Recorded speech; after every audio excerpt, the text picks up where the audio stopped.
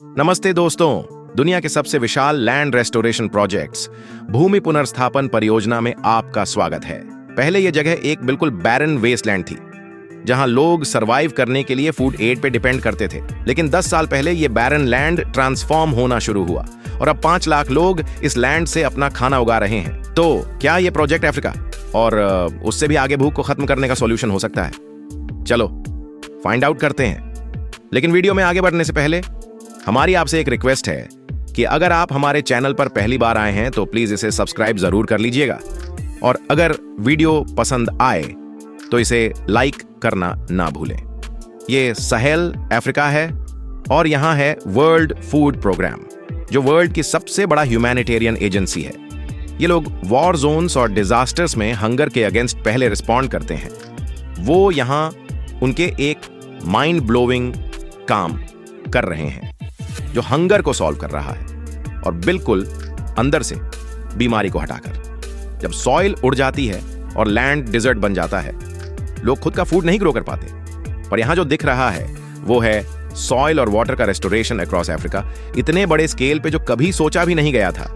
ये है अफ्रीका का ग्रेट ग्रीन वॉल, जहां एक massive line of trees plant की जा रही है पूरे कॉन्टिनेंट में, जिससे कि सहारा डेजर्ट को रोका जा सके। लेकिन ये जगह ऐसी नहीं है जहां कोई भी इजीली जा सके। एक्सेस बहुत स्ट्रिक्ट है, पर वर्ल्ड फूड प्रोग्राम जहां भी हंगर होता है वही काम करता है। चलिए हम चलते हैं इसके अंदर तक, ताकि हम इस मिशन के बारे में इसके अंदर तक की बात को जान सके, जो बहुत कम लोग जानते हैं। ये है अफ्रीका का वो हिस्सा जिसे नाइजर बोलते हैं। इस छोटे से 5 वर्ग मील के एरिया में 5 अलग अलग विलेजेस ने लगभग 1 लाख ट्रीज प्लांट किए, 20 टन ग्रास सीड डाले, और अब ये लैंड वापस जिंदा हो रही है। लेकिन क्या ये प्लांट सरवाइव करेंगे? जवाब है ज्यादा से ज्यादा पानी। पर डिजर्ट में ये आसान नहीं है, क्योंकि यहां फ्लड यानी बाढ़ और ड्राउट यानी सूखे का साइकिल चलता है। 9 महीने ड्राई रहते हैं, लैंड बिल्कुल सूखा हो जाता है। जब बारिश आती है वो सोक नहीं होती, बल्कि तेजी से बहकर फ्लड्स क्रिएट करती है लो एरियाज में।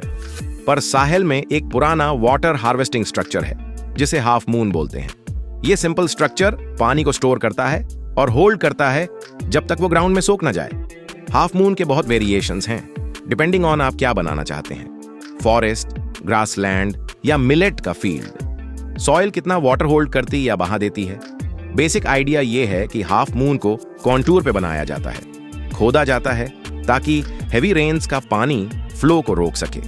इसके अंदर और बाहर गहरे गड्ढे होते हैं जिसे जाई पिट्स कहते हैं, जो ऑर्गेनिक मैटर कलेक्ट करते हैं जो विंड या वाटर से आता है। ये पिट्स रेन वाटर को ग्राउंड में डीप सोक होने देते हैं। अक्सर एक ट्री प्लांट किया जाता है, साथ ही ग्रासेस और सीड्स जो बारिश के साथ ग्रो करते हैं। बर्ड्स और विंड और सीड्स लाते हैं, और हाफ मून एक सेंटर बन जाता है वाटर, न्यूट्रिएंट्स, प्लांट्स और एनिमल्स के लिए। इकोसिस्टम ग्रो करता है और लाइफ वापस आती है। ये सुपर सिंपल है, पर प्रैक्टिकली कैसे काम करता है? ये साइट सिर्फ 1 साल पुरानी है, और ये साइट सेम डिजाइन है पर 8 साल पुरानी। यहां हाफ मून्स की लाइंस हैं जिसमें ट्रीज प्लांट किए गए हैं, और अब ट्रीज बड़े हो रहे हैं। वो ग्राउंड के ऊपर एक कैनपी बना रहे हैं। हम ग्रासेस देखते हैं, ग्राउंड कवर्ड है, और अभी भी इन हाफ मून्स में वाटर है। यहाँ एक हाफ मून है, ये वाटर अभी भी है, अभी भी हम काफी सारा पानी हार्वेस्ट कर रहे हैं। यहाँ लोकल स्पीसीज और बहुत ग्रासेस हैं जो जानवरों के लिए एकदम बढ़िया फीड हैं। इस शेड और टेम्परेचर में ऑलरेडी 5 से 8 डिग्री कम है अनट्रीटेड एरियाज से कंपेयर किया जाए तो। ये फूड सिक्योरिटी इंप्रूव करने का एक बेस्ट तरीका है, क्योंकि ये एक फूड बास्केट बन रहा है, और ये लैंड को भी नरिश करता है जो लोगों को नरिश करता है। अब आप सोच रहे होंगे, ये रेस्टोरेशन फूड कैसे क्रिएट करता है? जब लैंड रिस्टोर होता है, ये ग्रासेस प्रोड्यूस करता है जो लाइव स्टॉक फीड करते हैं, मतलब लोगों को मिल्क और मीट मिलता है। साहेल के नेटिव ट्रीज लीव्स और फ्रूट्स देते हैं जिसे कैमल्स और गोट्स खा सकते हैं, जो ड्राई सीजन में थॉर्नी ब्रांचेस भी चबा जाते हैं। ट्रीज शेड देते हैं, सॉइल होल्ड करते हैं, वाटर सोक करते हैं, और लाइव स्टॉक को नरिश करते हैं। जो अब तक देखा वो प्रॉमिसिंग है, पर यह साइट अभी यंग है, फुली डेवलप्ड नहीं।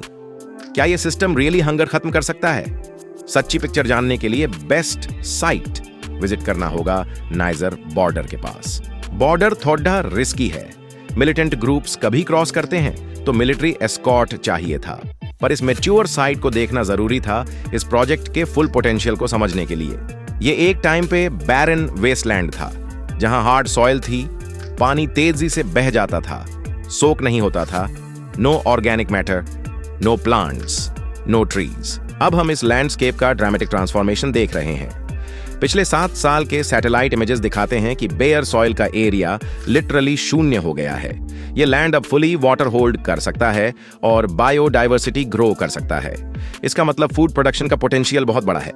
नाइजर की गवर्नमेंट इस मेगा रेस्टोरेशन के लिए फुल ऑन कमिटेड है। यहां सहारा डेजर्ट के एज पे हॉट विंड्स लैंड को ड्राई कर देते हैं, पर इस साइट का कंटिन्यूअस ट्री कैनपी इन विंड्स को ब्रेक करता है और डेजर्ट के स्प्रेड को रोकता है। नाइजर वर्ल्ड के हॉटेस्ट कंट्रीज में से एक है, पर इन फॉरेस्टेड एरियाज में टेम्परेचर काफी लो है, इवन साइट के एजेस पे। ये प्रोजेक्ट एक बायोडाइवर्सिटी नेट बन गया है। सीड्स हवा से आते हैं, बर्ड्स और सीड्स लाते हैं। अभी वेट सीजन में सब लश और ग्रीन है, फॉडर दिखता है, एनिमल्स हेल्थी हो रहे हैं। पर इस सिस्टम का असली काम ड्राई सीजन में है, जब 9 महीने कुछ नहीं होता। ये डाइवर्स प्लांट्स ड्राई सीजन में भी फूड देते हैं, जैसे कलिनरी और medicinal plants. Great green wall सिर्फ डेजर्ट को रोकने के लिए नहीं, बल्कि रीजन का इकोलॉजिकल सिस्टम रीबिल्ड कर रहा है। इस 800 हेक्टेयर साइट में 30 lakh cubic metres water ground में सोक हुआ है, बहने की जगह। इसमें से 15% वाटर डीप एक्विफर में जाता है, जो परमानेंट वाटर टेबल को रिचार्ज करता है। पास के एक गांव के नए बगीचे में देखा तो वाटर टेबल ऊपर आया है। अब पानी अवेलेबल है तो ईयर राउंड फार्मिंग पॉसिबल है। ये 1.5 हेक्टेयर मार्केट गार्डन साइट 9 में से एक है। कम्युनिटीज अब क्रॉप्स ग्रो कर रही हैं, क्योंकि रेस्टोरेशन से वाटर टेबल इंप्रूव हुआ है और ग्राउंड वाटर पंपिंग हो सकता है। पहले यहाँ 9 में से 10 बच्चे कुपोषित थे। अब मार्केट गार्डन से विभिन्न पौष्टिक खाद्य पदार्थ, सब्जियां, फल उत्पन्न हो रहे हैं, जो स्थानीय भोजन में उपयोग होते हैं और कुपोषण को कम कर रहे हैं।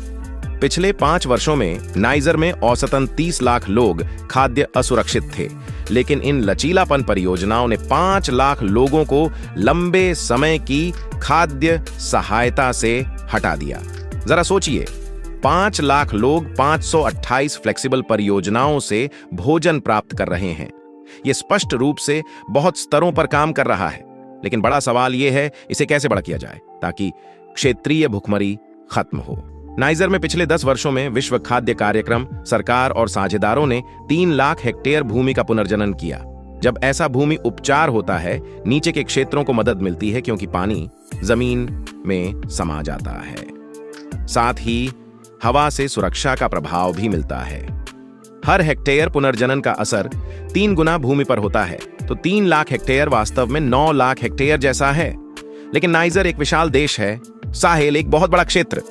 ये अभी भी छोटा सा हिस्सा है जो चाहिए, पर हम एक समाधान का पैमाना देख रहे हैं जो समस्या के पैमाने से मेल खाता है। इस महान हरित दीवार में चलते हुए कल्पना करें, रेगिस्तानी भूमि, खराब भूमि को खाद्य टोकरियों में बदलने का मौका। दृष्टिकोण यह है कि साथ मिलकर, सभी हाथ मिलाकर हम उप सहारा अफ्रीका, साहेल, नाइजर में पुनर्जनन को खेल बदलने वाला बना सकते हैं। विश्व खाद्य कार्यक्रम इन परियोजनाओं को उपकरण, प्रशिक्षण, भोजन और पैसे से समर्थन करता है, जो समुदाय को स्थिर करता है जब तक प्राकृतिक संसाधन विकसित न हो। नाइजर की सरकार लचीलापन को ग्रामीण क्षेत्रों को बदलने का मजबूत दृष्टिकोण मानती है। भूमि को जनसंख्या की पोषण देने वाली मां बनाने का विचार है। विश्व खाद्य कार्यक्रम एक उत्प्रेरक भूमिका निभाता है, समर्थन भूमिका निभाता है, लेकिन सबसे बड़ी उपलब्धि समुदायों का खुद का काम है। हमें महान हरित दीवार के दृष्टिकोण में शामिल और प्रेरित होना चाहिए। यह भुखमरी के खिलाफ भी एक महान हरित दीवार है। उम्मीद करते हैं आपको वीडियो पसंद आया होगा। वीडियो अच्छा लगा हो तो प्लीज इसे लाइक करना मत भूलिएगा, और अगर आप हमारे चैनल पर पहली बार आए हैं तो प्लीज इसे सब्सक्राइब जरूर कर लीजिएगा।